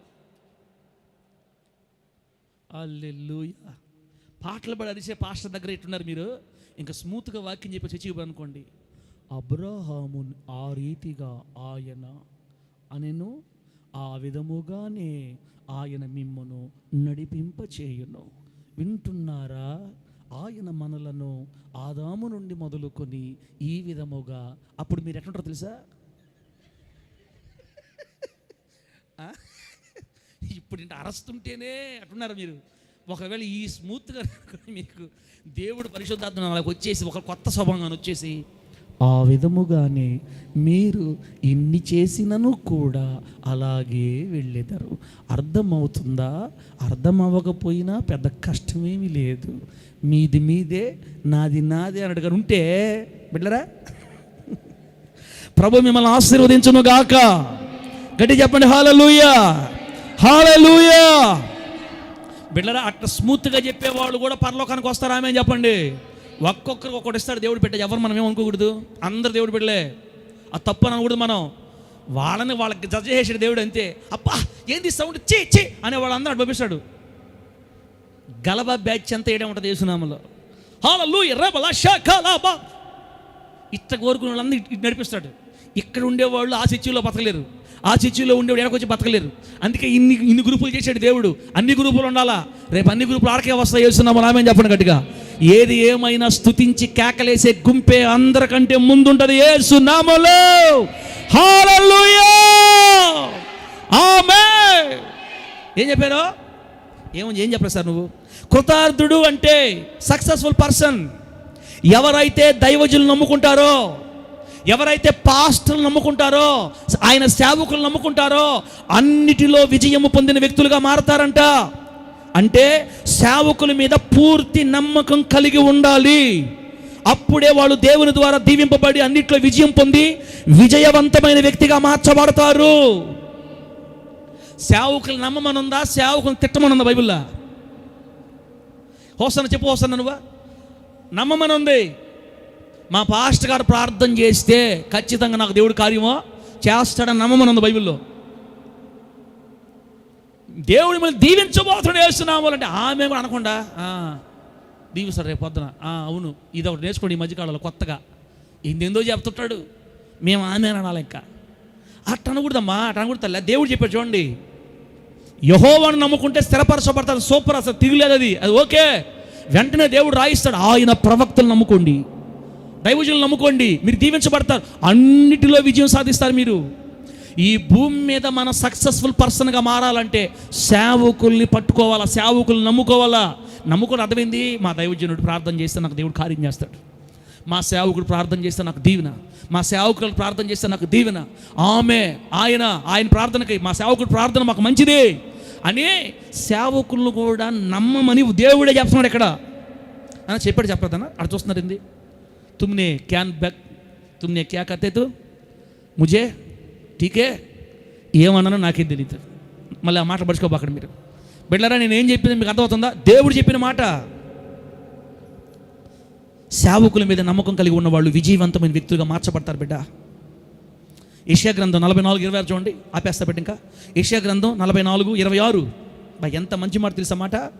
యెషయా గ్రంథం 44:26. సేవకులు తిట్టేవాళ్ళు తయారయ్యారు, కానీ సేవకుల మాటలు నమ్మేవాళ్ళు ఎక్కడున్నారు? ఇక్కడ చాలా రోజులు అయిపోయింది ఆ మనుషులు పోయి. యెషయా గ్రంథం ఏం చెప్పాను ఎన్నో అధ్యాయమా? 44:26. అడేముందంటే, నేను అని లేదు, నేనే నా సేవకుని మాట రూఢిపరచువాడను, నా దూతల ఆలోచన నెరవేర్చువాడను. దేవుని నామానికి మహిమ కలుగును గాక. కడిజ hallelujah. Abhyas, are you understand what I'm saying? Abhyas, పాస్టర్లను నమ్ము, సేవకుల్ని నమ్ము, దైవజనులను నమ్ము. అంటే దేవుడికి నీకు నమ్మని కాదు, దేవుడిని నమ్ముకుంటే స్థిరపరచబడతాం. ఆయన నీ ఆత్మను కాపలా కాయడానికి ఉంచిన నీ సేవకుని నమ్మితే నువ్వు అన్నిట్లో విజయాన్ని పొందుకుంటామని రాయబడింది. అన్నిట్లో.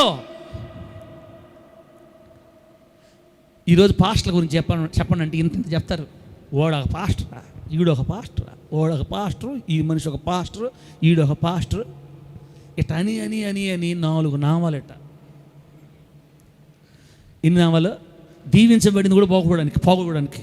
దయచేసి నా 2 చేతులు దండాలు పెట్టి చెప్తున్నా, పాస్టర్లు మీరు పొగడకపోయినా పర్వాలేదు, కానీ ఏం చేయకూడదమ్మా? తిట్టబాకండమ్మా. మంచోడైనా చెడ్డోడైనా ఎవరు చూసుకుంటారు? దేవుడు చూసుకుంటాడు. మీరు సక్సెస్ఫుల్ పర్సన్ అవ్వాలంటే మీ ఆశీర్వాదం దైవజనుడి చేతుల్లో ఉందని చెప్పింది బైబిల్. ఆయన ప్రవక్తలను నమ్ముకోండి, మీరన్నిట్లో విజయవంతంగా కృతార్థులవుతారు. మీరు తలచినవి సాధించుకుంటారు, మీరు అనుకున్నవి పొందుకుంటారు. అదేంటి ప్రభువా, పాస్టర్ గారికి మాకేం సంబంధం? అవును, పాస్టర్లను పక్కన పడేసి మీరు పాస్టర్ని పడుచుకుంటారా? ఇన్ని వాక్యాలు రాయిస్తేనే మీరు పడుచుకోవట్లా పాస్టర్లని. ఆ పాస్టర్ ఒక మనిషిని ఎక్కించుకొని ఆడ తిరగతున్నాడు. ఈ అమ్మాయి ఆ పాస్టర్ ఫోన్లో మాట్లాడుతున్నది, లేని ఫోన్ తగిలిచ్చి ఇప్పుడే చంపుతున్నారు మీరు. ఇట్లాంటి వాక్యాలు కానీ రాయించలేదనుకో ఇంకా గందరగోళం చేస్తారు. బిడ్డలారా, దైవజనుల్లో అమ్మా బలహీనులు ఉంటారు, బలవంతులు ఉంటారు, రకరకాలు ఉంటారు, అందరు మంచోళ్ళే ఉండరు. అందుకే పక్కన సేవకులతో మనకు వద్దు అసలు. మీ సేవకుడు మీరు చూసుకోండి అంతే. ఇంకా ఏదైనా ఉంటే మీ సేవకుడితో చూసుకోండి. పక్కన పాస్టర్ గురించి పక్కన గురించి మనకు చెప్తా ఉంటాయి, మా పాస్టర్ అట్ట, మా పాస్టర్ అట్ట, అసలు బడిచుకోవడం మమ్మల్ని తిరగతా ఉంటాయి. మనకు వద్దు అమ్మా, మాకు చెప్పొద్దు అవన్నీ. అమ్మా సరే ఏం చేద్దాం? ప్రార్థన చేయండి, మీరు ప్రార్థన చేసుకోండి, దేవుడు మీకు ఏం చేస్తే చేయండి అని చెప్పాలా. అంతేగాని అవునా అబ్బా ఆ పాస్ట్ అటు అనుకున్నామే, ఈ పాస్ట్ ఇటు అన్నాం అనుకో, మనం అనుకున్నవి జరగకపోగా నాశన కోపంలో కూరుకుపోయే ప్రమాదం ఉంది. బైబిల్ ఏం చెప్పింది తెలుసా? నేనే నా సేవకుని మాట రూఢిపరచువాడను. నా దైవజనుడు ఒక మాట చెబితే ఆ మాట నేను రూఢిపరస్తా. ఆమేనండి. నా దూతల ఆలోచన నేను నెరవేరుస్తా. రూఢిగా అంటే అర్థమైందమ్మా? రూఢిగా రాసుకో, 3 అర్థాలు ఉన్నాయి. ఖచ్చితంగా అని అర్థం, డెఫినెట్లీ అండ్ సర్టన్లీ. రెండోది నిజంగా, రియల్లీ అండ్ ట్రూలీ. మూడోది సందేహము లేకుండా, వితౌట్ ఎ డౌట్. అంటే నేనే నా సేవకుని మాటని ఖచ్చితంగా నేను నెరవేరుస్తాను. నా సేవకుని మాట నిజంగా నెరవేరుస్తాను. నా సేవకుని మాట ఏ సందేహం లేకుండా నెరవేరుస్తాను. నా దూతల ఆలోచన నెరవేరుస్తాను. అబ్బా, పాస్టర్ గారు వాక్యం చెప్పేటప్పుడు నా దేవుడు మీ కుటుంబాలు దీవించబోతున్నాడు యేసు నామములో అన్నప్పుడు ఏమన్నా మనము ఆమేన్ అనడమే కాకుండా హృదయంలో ఏం చేయాలి? ఇక నుంచి ఇప్పుడు దాకా మీకు తెలియదు బిడ్డ, ఇప్పుడు రాసుకోండి, మీ మైండ్లో రాసుకోండి. సేవకుడు ఒక మాట మన పక్షాన మాట్లాడితే దేవుడు దాన్ని వెంటనే రూఢిపరుస్తాడు యేసు నామములో. ఆయన సేవకుల నోటి మాటలు దేవుడు రూఢిపరుస్తాడు. పిలిచిందే దేవుడు తలే మమ్మల్ని. మాకు మేమే ఏర్పాటు చేసుకోవాలి. ఇది కొంతమంది అనుకుంటారు పాస్టర్లు బలి, వాళ్ళకి ఏమి చర్చిలు పెట్టుకుంటారు, డబ్బులు వస్తా ఉంటే వాళ్ళకి అసలు ఏ సీకు చింత ఉండదు అనుకుంటారమ్మా. మీకు తెలియదు, అట్లా ఉండదేడా. ఇది వేరే, అసలు ఇది మేము కోరుకుంది కాదు, మాకు ఇష్టం లేదు అసలు. ఇది ఆయనే బలవంతంగా తీసుకొని వచ్చాడు, కూర్చోబెట్టి మమ్మల్ని మా చేత పని చేయించుకుంటున్నాడు. ఇది ఆయన పని, ఆయన కోరుకొని చేపించే సేవ, ఆయన స్థాపించిన పరిచర్య, ఆయన నడిపించేది ఇదంతా. కాబట్టి పిలిచిన వాడు దేవుడే. కాబట్టి ఆ సేవకుడి నోటి మాటను రూఢిపరిచేది కూడా దేవుడే యేసు నామములో. చెల్లిలా నీ ఇల్లు దేవుడు కట్టబోతున్నాడు, నేను చెప్తున్నా అన్న మాట నమ్మన్నా మనకు ఏం చేయాలి? నువ్వు ఆ మాటనే నా సేవకుడు నోటితో చెప్పాడయ్యా, నువ్వు నా మాట రూఢిపరచబోతున్నావు, నేను నా కళ్ళతో చూడబోతున్నా యేసు నామములో ప్రార్థన చేయాలా అన్నా. నీ బిడ్డలు దేవుడు ఖచ్చితంగా బాగు చేస్తాడు, నీ బిడ్డల భవిష్యత్తు కట్టబడద్ది అని దైవజనుడు ఓరకొరకే చెప్తా ఉంటే ఆ మాట నామే నమ్మి నా సేవకు నోటి మాట నా దేవుడు రూఢిపరచడం నమ్మాలా. అమ్మా, నీ భర్తను దేవుడు ఖచ్చితంగా మారుస్తాడమ్మా. కొద్ది రోజులు నీ భర్తను దేవుడు మార్చబోతున్నాడు. మార్చేళ్ళే ఊరికే చెప్తుంటాడు ఈయన అనకూడదు. మనము తెలుసునా ఆ మాట మనం అనకూడదు, నమ్మాలి. ఎందుకని? దేవుడు సేవకులు నోటి మాట ఏం చేస్తాడంట? రూఢిపరుస్తాడు. రూఢిగా అనే పదం ఒక విషయం స్థిరపడినప్పుడు ఇది నిశ్చయంగా జరగతాది అన్నప్పుడే వాడతారు ఆ మాట. రూఢి అనే పదము ఇది ఖచ్చితంగా జరగతాది అన్నప్పుడే వాడతారు ఆ పదాన్ని. అందుకే దేవుడు ఆ పదం వాడాడు. నా సేవకుని మాటని నేను రూఢిపరుస్తాను. నీకు దేవుడు గర్భం ఇవ్వబోతున్నాడు బిడ్డ, దేవుడు ఖచ్చితంగా నీకు పిల్లల్ని ఇస్తాడంటే ఆమేన్ అని పట్టుకోవాలన్నమాట. సేవకుడు నోటి నుంచి వచ్చే ప్రతి మాట నీకు దీవెనకరమమ్మా. సేవకుల వలన మీరు అనుకున్నవి సాధిస్తారు యేసు నామములో. మీరు విజయవంతమైన వ్యక్తులు అవుతారు యేసు నామములో. అంటే దీని అర్థం మీ సేవకుల నోరు మిమ్మల్ని ఎప్పుడు ఏం చేస్తూ ఉండాలి? చెప్పిస్తుండాలా? ఏం చేస్తుండాలి? సేవకుడు ఏం చేస్తుండాలి? సేవకుడు నోరు మిమ్మల్ని దీవించబడుదురుగాక, ఆస్వాదించబడుదురుగాక, లేవనెత్తబడుదురుగాక, మీరు ఇట్లా చెప్తుండాలి సేవకుల్లో. పాస్టర్ నడిపిస్తే ఏమొస్తుంది మీకు? సంఖ్యాకాండం 22:6 చూడండి.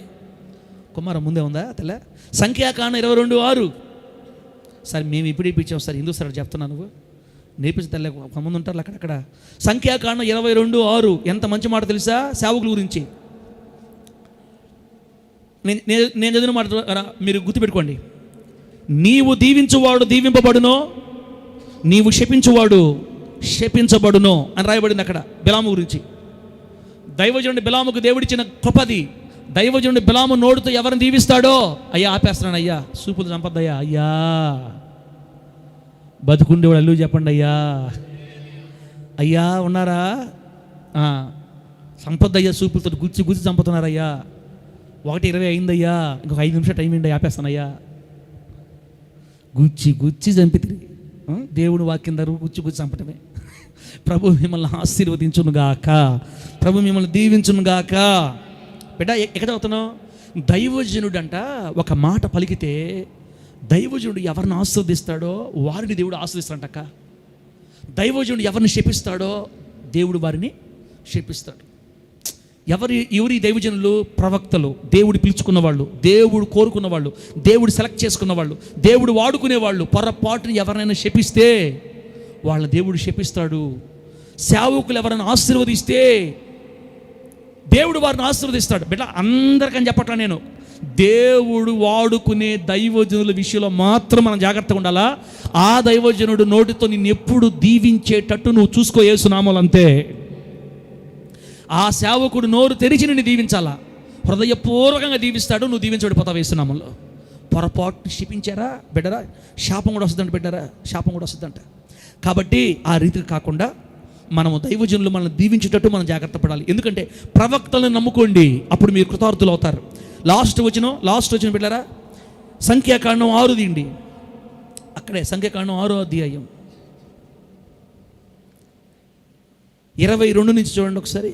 22 నుంచి సంఖ్యాకాండం 6:22 వచ్చిన బిడ్డరా, యెహోవా మోషేకి ఇలాగ సెలవిచ్చాను, నీవు అహరోనుతోనూ అతని కుమారులతోనూ ఇలాగనుము, ఏమని? మీరు ఇశ్రాయేలీలను ఇలాగున దీవింపవలెను. అమ్మ, అహరోను అతని పిల్లలంటే యాజకులు, పాస్టర్లు, ప్రధాన యాజకులు అనమాట. దైవజనులతో మోషేని ఇలా చెప్పమని చెప్తున్నాడు దేవుడు. మోషే, యాజకులకి నేను చెప్పిన మాట చెప్పు, ప్రధాన యాజకులు నేను చెప్పిన మాట చెప్పు. ప్రధాన యాజకులు ఇశ్రాయేలీని ఎప్పుడు శపించకూడదు, దీవించాలా అని చెప్పను గట్టిగా. నా ప్రజలని ఈలాగున దీవించమని చెప్పు. ఏమని దీవించాలి తెలుసా? యెహోవా నిన్ను ఆశీర్వదించి నిన్ను కాపాడునుగాక అని చెప్పాలంట. మనం అంటే నేను సేవకులు మిమ్మల్ని ఏం చేయాలి? యెహోవా నిన్ను ఆశీర్వదించి నిన్ను కాపాడునుగాక అని చెప్పాలంట. 25వ వచనం, యెహోవా నీకు తన సన్నిధిని ప్రకాశింపజేసి నిన్ను కరుణించునుగాక అని చెప్పాలంట. 1 కాపాడునుగాక, ఆస్వాదించునుగాక, 3వది సన్నిధి ప్రకాశింపజేయునుగాక, 4వది కరుణించునుగాక, 26వ వచనం తన సన్నిధి కాంతి నీ మీద ఉదయింపజేయునుగాక, 7వది నీకు సమాధానం కలుగు చేయునుగాక అని 7 రకాల ఆశీర్వాదాలు వాళ్ళ మీద పలికితే 27వ వచనం ఉంది, అట్లు వారు ఇశ్రాయేలీల మీద నా నామమును ఉచ్చరించటం వలన నేను వారిని ఆశీర్వదించదను. గట్టి చెప్పు హల్లెలూయా.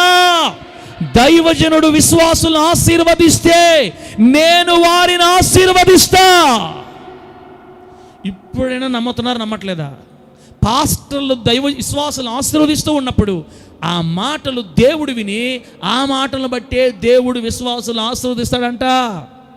అంటే పాస్టర్లు గొప్పోళ్ళని కాదు అర్థం. దైవజనుడు నోటి మాట దేవుడు విని ఆ నోటి మాటను బట్టి దేవుడు వారిని దీవిస్తాడు విశ్వాసుల్ని.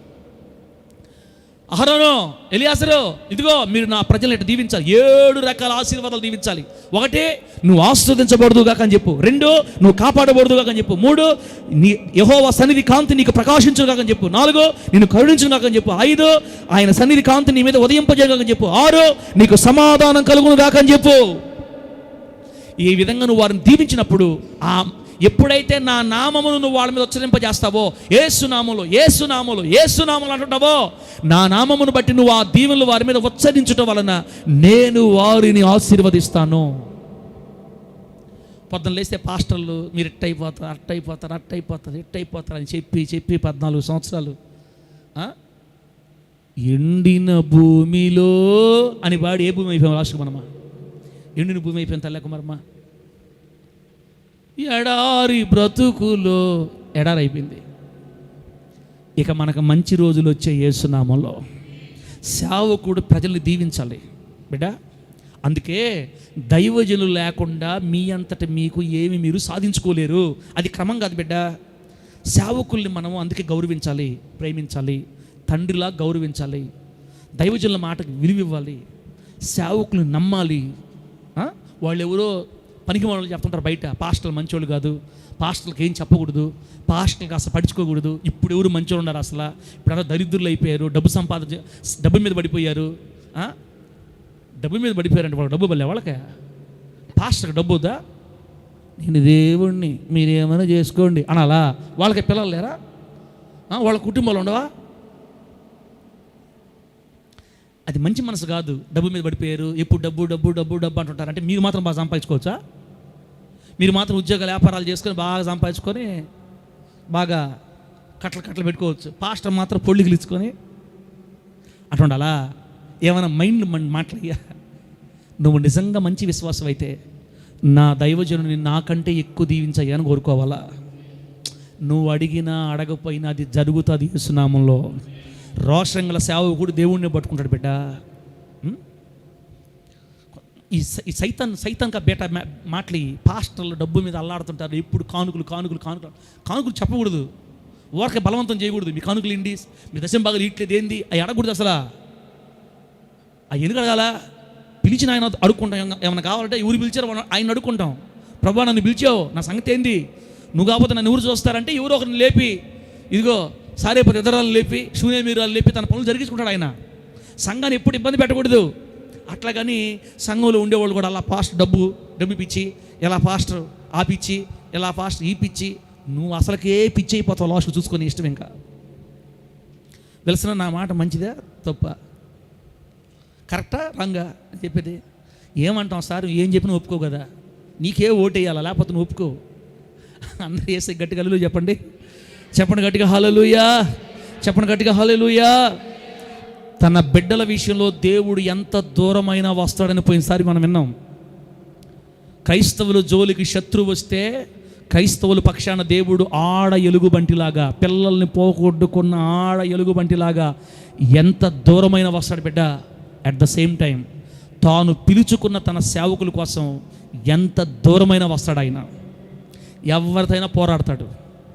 కాబట్టి పిలుచుకున్న సేవకులతో చాలా జాగ్రత్త ఉండాలి బిడ్డ. మనం అటని మేమేదో గొప్ప మీరు తక్కువని కాదు, మనం అందరం కలిసిమెలిసి ఉండాలి, అర్థం చేసుకోవాలి. మీలాగా పనులు చేసుకునే పని అసలు మీకు బాధేలే. ఒక్క మాట ఇప్పుడు కానీ బైబిల్ నాకు ఎక్కడైనా దొరికితే పాస్టర్లు కూడా పని చేసుకోవచ్చు అని ఒక్క మాటగా నాకు బైబిల్లో కనపడితే అందరికంటే ముందు పరిగెత్తి ఫస్ట్ లైన్ నిలబడేది మీ పాస్టరే. నేను చెప్తున్నాను కదా, నిజంగా చెప్తున్నాను. నాకు సమాధానం లేదు అసలు, ఆర్థికంగా నాకు తృప్తి లేదు. నేను కోరుకుంది ఇది కాదు, నాకు ఇంకా సమృద్ధి కావాలి. నా బిడ్డలు వాళ్ళు అడిగిందాలని ఏం తీసిలేకపోతున్నా ఈ రోజున. అయినా సహించాలా, లోపల దాచుకోవాలా, బయటపడకూడదు. నా బిడ్డలు ఎన్నోసారి తిడతారు నన్ను, నీలాంటి సేవ నన్ను చేయమంటారు, సైతాన్కా బేట అని అంటారు నన్ను. ఏం చేద్దాం, ఉన్నదాంతోనే సర్దుకోవాలి. ఇక్కడ ఎంతకాలం పాస్టర్లు కూడా పని చేసుకోవచ్చు ఒక్క మాట కనపడితే ఏమైనా చేసుకుంటా. అవసరమైతే ఆదివారం వచ్చి వాక్యం చెప్పుకుంటే చాలు, ఏదో పని చేసుకోండిరా అంటే చాలు. అటు జీవితం చెప్తున్న వాక్యమా? మీరేమో పనులు చేసి సంపాదించుకోవచ్చు, బాగా హ్యాపీగా ఉండొచ్చు, దశంభాగాలు తయారు, దేవునికి ఏమి ఇయ్యరు. మళ్ళీ మేము ఏదన్నా డబ్బు గురించి ఏదన్నా బయట ఏదైనా పని చేసుకోండి, అదిగో డబ్బు పిచ్చి పట్టేసినోడికి, వాడు డబ్బు పిచ్చి పట్టేసింది, అబ్బో వాడు మామూలుడు కాదు, వాడు ఎక్కువ కానుకలు చెప్తుంటాడు మాటలో. నా సేవకుడికి నేను కాబట్టి ఎవరిస్తారు? మా దైవజులు మేము కాబట్టి ఎవరు చూసుకుంటారు? వాళ్ళు ఏ పని చేసుకునేవాళ్ళు కాదు, మా కోసం మౌనంగా ఉండేవాళ్ళు. దేవుడు వాళ్ళు ఏం చేసుకోవద్దన్నాడు. తిన్నారా లేదా, కొన్నారా లేదా, బట్టలు కొన్నారా లేదా? బిడ్డ, ఇదమ్మా మంచి మనసు అంటే సేవకుల గురించి. నీ పిల్లల గురించి అంటే ఎక్కువగా నీ సేవకుడి గురించి ఆలోచించు. నువ్వు అన్నిటిలో విజయవంతంగా మారకపోతే నన్ను అడుగు వేస్తున్నాములో.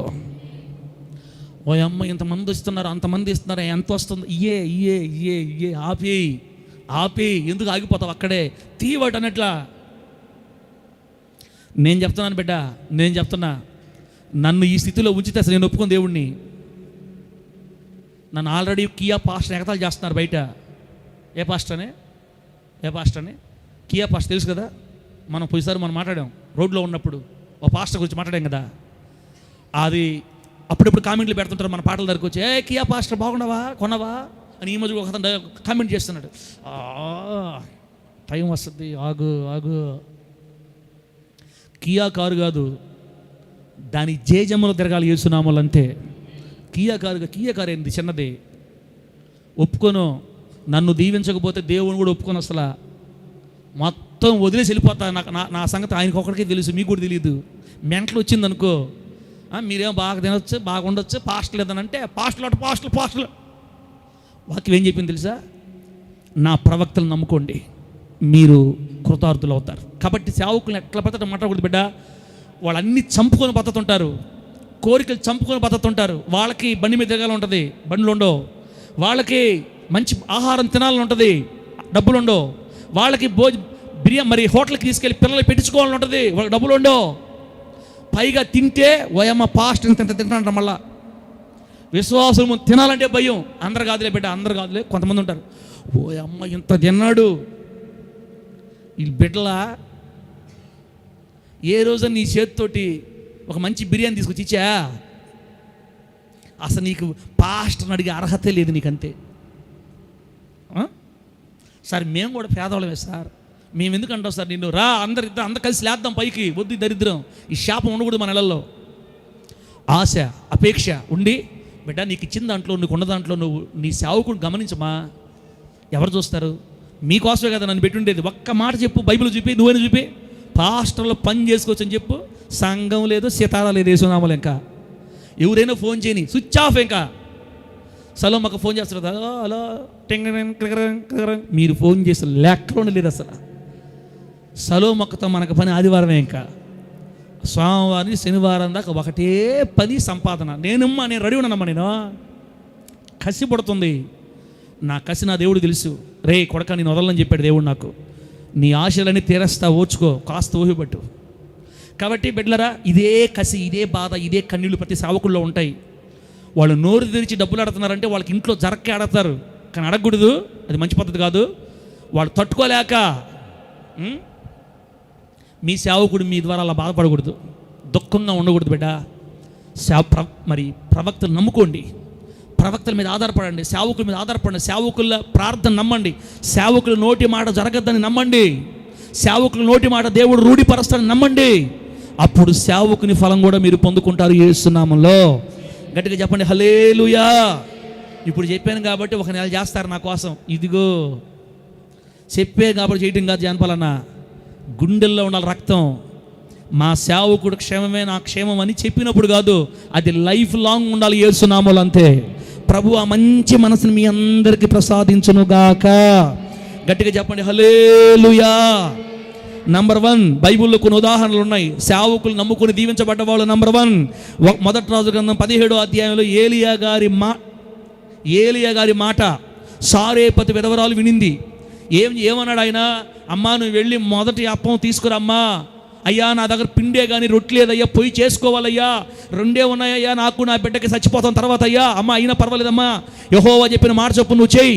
సేవకుడు నేను చెప్తున్నాను, నీవు ముందు పోయి అప్పములు చేసి మొట్టమొదటి అప్పం నాకు తీసుకురా అని చెబితే అంతటా ఆమె వెళ్ళి 17వ అధ్యాయం 13వ వచనం, ఏలియా చెప్పిన మాట చొప్పున చెయ్యగా, దేవునికి స్తోత్రం కలుగును గాక. సారేపతి విధవరాలు ఏలియా చెప్పిన మాట చొప్పున చేసినప్పుడు 16వ వచనంలో ఉంది, యెహోవా ఏలియా ద్వారా సెలవిచ్చిన ప్రకారం తొట్టిలో ఉన్న పిండి తక్కువ కాలేదు, బుడ్డిలో ఉన్న నూనె అయిపోలేదు. దేవుడికి స్తోత్రం కలుగును గాక. సేవకుల మాట చొప్పున చేసిన సారేపతి విధవరాలు కరువును తప్పించుకొని క్షేమంగా బ్రతికినట్లుగా నీ సేవకుని నోటి మాట చొప్పున చేసి నువ్వు కూడా దీవించబడుదువు గాక. గట్టి చెప్పండి హల్లెలూయా. మొదటి సమూయేలు గ్రంథం 1వ అధ్యాయం 17వ వచనంలో ఏలీ ప్రవక్త హన్నాతో చెప్తున్నాడు. మొదటి సమూయేలు 1:17, ఇశ్రాయేలు దేవునితో నీవు చేసుకొనిన మనవిని ఆయన దయచేయునుగాక అన్నాడు. ఇశ్రాయేలు దేవుడితో నీవు ఏవైతే మనవి దేవుడు ఇస్తున్నాడమ్మా అని అన్నాడు. అంతే. దైవజన మాట గట్టిగా పట్టుకుంది, సేవకుని మాటను పట్టుకుంది, ప్రవక్త మాటను పట్టుకుంది. ఆనాటి నుండి 18వ వచనం, ఇక ఆ తర్వాత తన దారిని వెళ్ళిపోయింది. ఇక ఆ రోజు నుంచి భోజనం చేసి సంతోషంగా దుఃఖంగా ఉండడం మాని హ్యాపీగా తిరుగుతుంది. నిన్నటిదాకా ఏడ్చింది. ఎప్పుడైతే పాస్టర్ గారు ఆ మాట అన్నారో దేవునికి ఇవ్వబోతున్నాడని, ఇంకా ఆ రోజు నుంచి ధైర్యంగా దుఃఖం లేకుండా ఏడవకుండా సంతోషంగా తిరుగుతుంది. సేవకుడి నోటి మాటను నమ్మిన ఆమె వచ్చే సంవత్సరం అదే నాటికి 12 మగబిడ్డను సంపాదించుకుంది యేసు నామములో. ఏలీ ప్రవక్త మాట నెరవేర్చిన దేవుడు ఇశ్రాయేల్ పాస్టర్ మాట నీ కుటుంబంలో కూడా నెరవేర్చబోతున్నాడు యేసు నామములో. గట్టి చెప్పు హల్లెలూయా. లాస్ట్ కొట్టు అబ్బా ఎంత ప్రేమ నాయనా, కొట్టు. ఇది చివరి దాకా ఉండాలి యేసు నామములో. 2వ రాజుల గ్రంథం 4వ అధ్యాయం. ఆమె సప్పట్లు కొట్టినా వదలవా పాస్టరా? అయిపోయింది లాస్ట్. 2వ రాజుల గ్రంథం 4వ అధ్యాయం 1వ వచనం ఏమో తెలుసా? ఎలీషా ప్రవక్త మాట్లాడుతున్నాడు ఇక్కడ. శూనేమీరాలతో కాదు, ప్రవక్త శిశుని భార్య అప్పులతో వచ్చేసి ఆమె అప్పులైపోయా, మరి అప్పులోడు వచ్చి మా ఇద్దరు పిల్లలు లాక్కుపోతున్నాయి అంటే అప్పుడు దైవజనుడు చూడండి ఏమంటున్నాడు? ప్రవక్తలు నమ్ముకోవాలా, ప్రవక్తలు నమ్మాలా. ఏలియా ప్రవక్తను నమ్మింది సారేపతి విధవరాలు. ఆయన చెప్పిన మాట చొప్పున చేసింది, స్టార్ తిరిగిపోయింది. ఏలీ ప్రవక్త చెప్పిన మాట నమ్మింది, ఏలియా వేరు ఏలీ వేరు. ఏలియా ప్రవక్త మాట నమ్మింది హన్నా, స్టార్ తిరిగింది. ఇప్పుడు ఎలీషా ప్రవక్త మాట నమ్ముతాం చూడండి, శిష్యుని భార్య. 4వ అధ్యాయం 1వ వచనం ఏముంది? ఎలీషా ప్రవక్త అంటాడు, నా వల్ల నీకేం కావాలమ్మా? సరే, అప్పులోళ్ళు వచ్చారు, తీసుకెళ్ళిపో. ఏం చేయాలి, నేనేం చేయాలి, అసలు ఇంట్లో ఏముంది అని అడిగాడు. ఆమె నూనె కొండ ఒకటి మాత్రం ఉందని చెప్పింది. ఓకేనా? ఇప్పుడు 7వ వచనం చూడండి. అతను చెప్తున్నాడు, నీవు పోయి ఆ నూనెను అమ్మి నీ అప్పు తీర్చి మిగిలిన దానితో నీవు నీ పిల్లలు బ్రతకండి అని ఆమెతో చెప్పాడు. దేవుడికి స్తోత్రం కలుగును గాక. ప్రవక్త మీద ఆధారపడినందుకు, ప్రవక్తని నమ్మినందుకు అప్పులు తీరిపోయి తన బిడ్డలతో సంతోషంగా జీవిస్తుంది, వ్యాపారం చేసుకుంటా. ఇక్కడ ఒక శిష్యుని భార్య, ఎలీషా ప్రవక్త మీద ఆధారపడిన శిష్యుని భార్య ఓడిపోలేదు. అన్నిట్లో జయం సాధించి అప్పుల్లోంచి బయటపడిపోయింది. బిడ్డ అప్పుల్లోంచి బయటపడింది. తమ్ముడా, మీ జీవితంలో అప్పులుంటే సేవకు నోటి మాట నమ్మండి. దేవుడు మీ అప్పులు తీర్చబోతున్నప్పుడు గట్టిగా నమ్ము. నా దైవజనుడు మాట ఇచ్చాడు, నా దైవజనుడితో దేవుడు మాట్లాడాడు, నేను నమ్ముతున్నాను. నా సేవకుని నోటి మాట దేవుడు రూఢిపరచాడు, నమ్ముతున్నాను. ఇది త్వరలో జరుగుట నా కళ్ళతో నేను చూస్తాను. ఎలీషా ప్రవక్త నోటి మాట ఆమె అప్పులు కొట్టేసింది. ఏలీ ప్రవక్త నోటి మాట హన్నాకు బిడ్డనిచ్చింది. బిడ్డరా, ఏలీ ప్రవక్త మాటని దేవుడు రూఢిపరిచాడు. ఏలియా ప్రవక్త నోటి మాటని సారేపరిదరాల జీవితంలో రూఢిపరిచాడు, కరువును తీసివేశాడు. ఇలా ఎన్నో చెప్పుకుంటూ చాలా ఉన్నాయి. అయితే నేను లాస్ట్ ఏమంటానంటే, దయచేసి మీ సేవకుల గురించి ఎక్కడ కూడా వ్యతిరేకంగా మాట్లాడి నెత్తి మీద తెచ్చుకోవద్దమ్మా. ఆ మాట ఆ నోట ఖచ్చితంగా నా దగ్గరకు వచ్చేస్తుంది. మీరేమన్నా ఎక్కడ గుస్సన్నా కూడా లేరు నా దగ్గరకు వచ్చేస్తుంది. నేనేమన్నా కూడా మీ దగ్గరకు వచ్చేస్తుంది. ఇలా మనం ఒకరు అనుకోవాల్సిన అవసరంలే. దేవుని బట్టి ధైర్యం తెచ్చుకోం, దేవుని బట్టి ప్రేమిద్దాం. అందరు కలిసి సంతోషంగా సేవకుని ఎంత విలువైన వ్యక్తిగా దేవుడు పెట్టాడు చూడండి. యెహోవాను నమ్ముకోండి, అప్పుడు మీరు స్థిరపరచబడతారు. ఆయన ప్రవక్తను నమ్ముకోండి, కృతార్థులవుతారు. దైవజనులను నమ్ముకోండి, మీరు అన్నిట్లో విజయం సాధిస్తారు. సేవకులను నమ్మండి, మీరు అన్నిట్లో జయం సాధిస్తారు. అట్టని నేనే దేవుడిని అని చెప్పట్లా, నేను దేవుని మీకు అని చెప్పట్లా. నేను మీకు ఒక తండ్రిని, ఆత్మీయ తండ్రిని, మందకి జీతగాడిని, మిమ్మల్ని దేవుని మార్గాలను నేర్పించి నడిపించాల్సిన వాడిని. అట్లాగని ఒక కాపర్లాగా పరాయోళ్ళలాగా తీసేయకూడదు. మీరు ప్రేమ గుండెలో పెట్టుకోవాలి. సేవకుని గురించి ఆలోచించాలి. సేవకుని గురించి మీరు నమ్మకం కలిగి ఉండాలి. ఆయన ఏ మాట చెప్పినా దేవుడు చేస్తాడని నమ్మకం కలిగి ఉంటే, ఆ నమ్మకాన్ని బట్టి, ఆ విశ్వాసాన్ని బట్టి, ప్రవక్తల నోటి మాట ఫలాన్ని బట్టి మీరు నిశ్చయంగా ఆశీర్వదించబడతారు. దేవుడి మాటలు మనకు ఆశీర్వాదకరంగా మార్చి అభిషేకించి వర్ధిల్ల చేయునుగాక. కళ్ళు మూసుకొని బిడ్డ ప్రార్థన చేసుకోండి.